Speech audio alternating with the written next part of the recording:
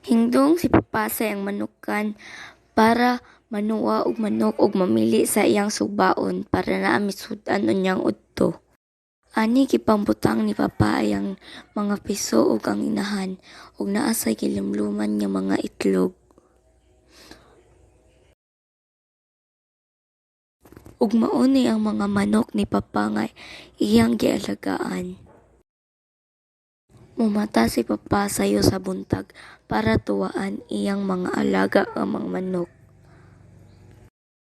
Kaniya tayong kamalig nga gihimo ni papa kay dili po nilalim ning mag-alaga og piso kay ang uban kay makabuhi. Unya usahay pud kituhakon ta sa inahan imbis na sila ang tuwaan.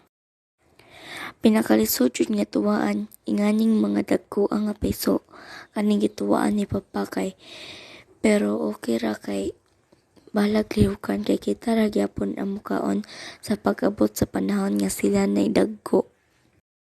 Lami pud tan-awon ning mga manok nga dagko na andya.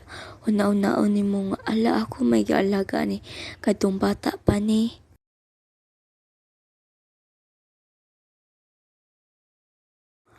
Mao ni ang breeder ni papa, half Shamo ug half Rhode Island. Gihuktan ni papa para dili mawa.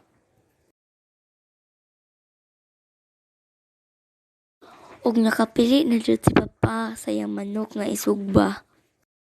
Ug iyan ang giihaw kay para na misud-anon unyang udto. Ug muunom na pud si papa sa pangpakusog daw sa kinabuhi pero kabaliktaran di ay. Ug kahaling na pud si papa kay para sugbaan unya. Ug naa po'y bangus kay ila po nang iapil og sugba. Ug giambrihan na pud niya ang usa ka botelya sa beer ug inom na pud siya sa iyang secret ingredient. Ug gibutang na ni papa sa sugbaan ang manok ug ang bangus.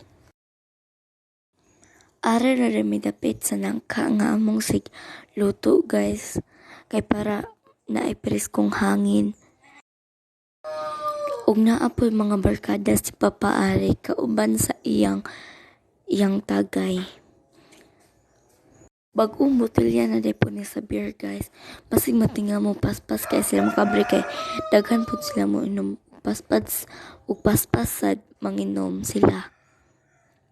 Ug mao ni ang mga panakot nga ibutang sa sud sa bangus ug muuto ang atay ug batikon. Pero ug magkaon mo bangus guys pag hinay lang jud mo kay buhugon jud mo ning bangus. Okay rag birahundaan ang iko kay magtapok ang iyang bukog. Pinakalami day nga part sa bangus guys kay ang iyang tiyan. Ug mas lami pud og dahon sa saging imong iputos kay mas humot kaysa sa foil. Kuyaw gajud ni si papa guys kay basig gusto ning bangus ug dahon sa saging kay na red horse gyapon sa kilid. Kani ding manuka guys kay paniudto na ni og panihapon. Kauban din ni papagtagay iyang mga silingan guys ug iyang mga barkada per siya ra ang nagluto. Siya ang kusinero. Baliktadon po ni nato guys kay para ang basig ang pika side kay hilaw, ang pika side pod kay pagod. Pero kuwaon na ni papa guys kay naluto na ang uban pero ang uban di pa kaayo. Pabilin sa para malutog taman. Hiwaon na pud ni papa guys ug mao na ni ang end of the video. Bye bye.